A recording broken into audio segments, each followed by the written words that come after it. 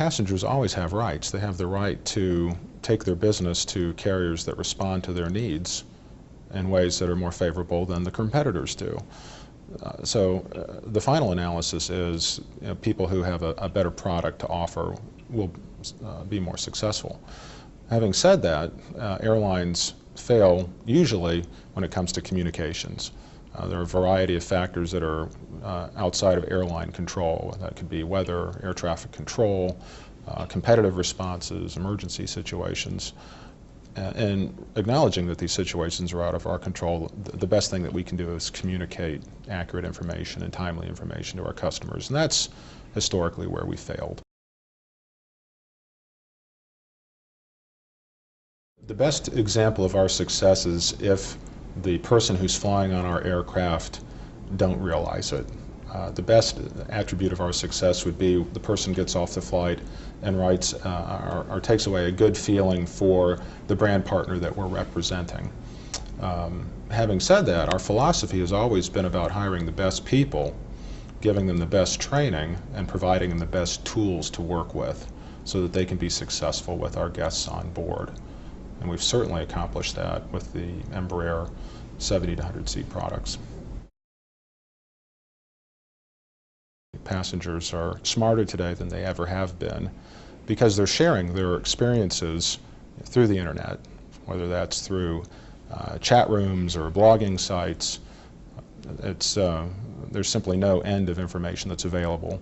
And for both good and bad, when we have good experiences, those experiences are available in cyberspace for people to see, and of course the negative experiences are also immediately available. I think the passengers that we care the most about do.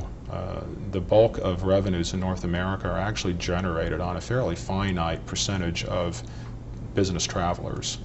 And these travelers are very savvy, and they understand who the operators are, what equipment types that they fly, and they understand where they're going to get the best possible experience for their money. I'm not sure they're familiar with it when they make their purchase decision today.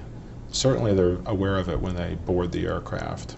There's that wow factor when you enter the cabin of an Embraer 170 or 175, and your expectation is a regional jet, and what you find is a very seamless mainline service experience. If we can communicate with the customer in a way that allows them to register that they're flying on something that is different, and allow them to understand what that difference is, then yes, I do think that customers, when all things are equal, will clearly choose to take a product that has a better in-flight experience.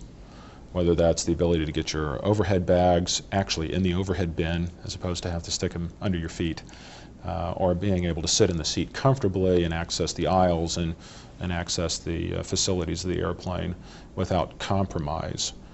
Absolutely, we believe that the customer will choose that product experience over a less competitive alternative. Certainly, we've seen a very painful process of restructuring in North America over the past 5 years. And in that process, we've seen a significant number of airline employees that have been effectively taken out of the customer service aspects, with a noticeable decrease in the service that has been offered. So I think expectations historically have been reduced. Now, having said that, that doesn't make it right. And as airlines are restructuring and perhaps moving out of bankruptcy and into their going concern business models, I absolutely believe that the focus will return to the customer and to the passenger experience.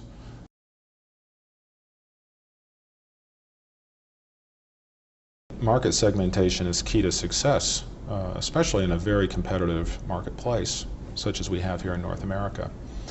The concept that sourcing new areas of revenue development are somehow out of bounds or out of step perhaps with historic norms, well, that just doesn't work anymore. I think airlines have to be open to generating new revenue sources above simply increasing ticket prices, and recognizing that certain services and products have value to customers and some don't.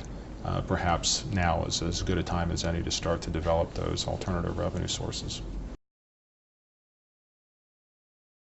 Each of our network partners has a different philosophy on how to use this airplane to its best success.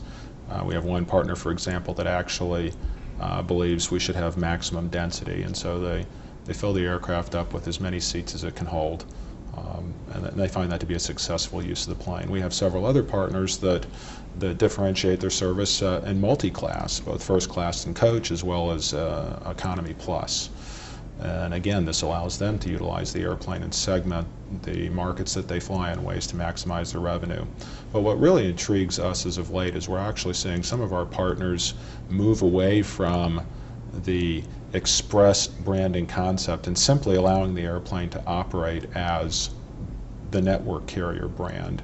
And in this way, they're telling the customer there is no difference whatsoever in the experience that you'll receive, whether it's an Airbus or whether it's an Embraer product. And we find that very refreshing and very exciting.